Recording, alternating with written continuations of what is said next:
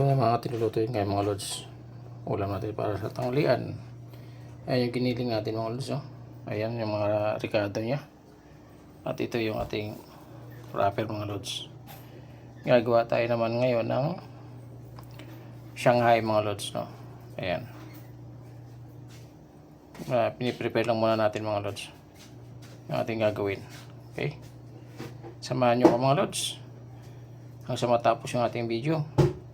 Umpisa na natin. Tara. Yung giniling mga lods. Medyo niluto-luto ko muna bahagya mga lods para pag binalot natin ano na siya. Madaling maluto. So okay na ito mga lods. Salin na natin.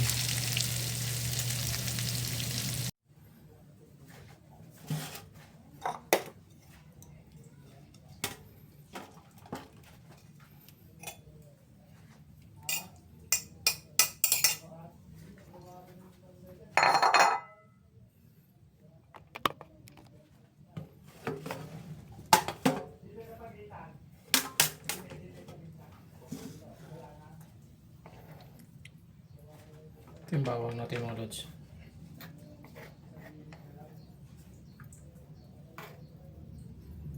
Tapos sibuyas.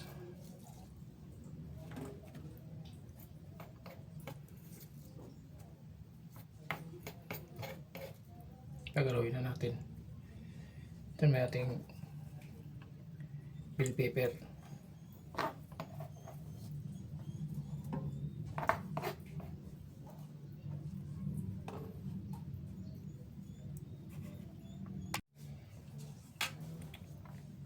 Carrots. Ito yung ating patatas mga lods. Itong isa.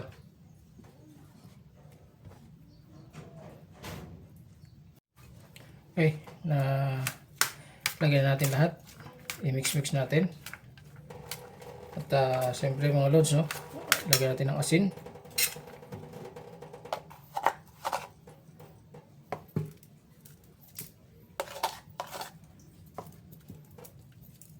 Tapos paminta.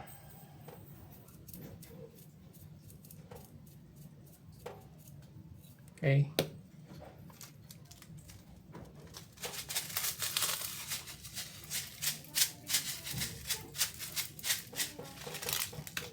Tapos ito yung itlog natin mga lods. Okay. Dito yung itlog natin. Ayan. I-mikos-mikos na natin mga lods para ma-mix na siya.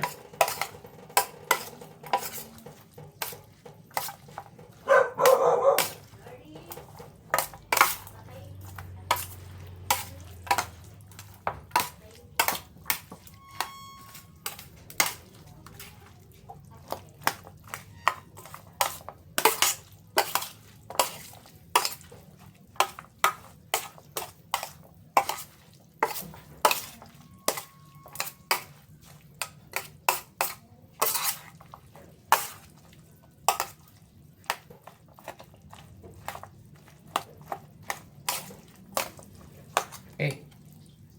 Ilagay natin dito mga lods sa ating wrapper.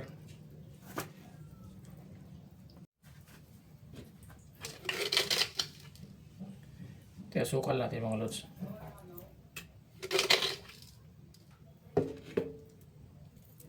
Ayan. Nilus-pilus natin. Ganyan, ganun lang mga lods, no? Kunting asukal lang naman yun. Para pangano natin mga lods sa ating timplada. Okay, tara mga lods. I-ano natin para mampisa na. Okay, tara.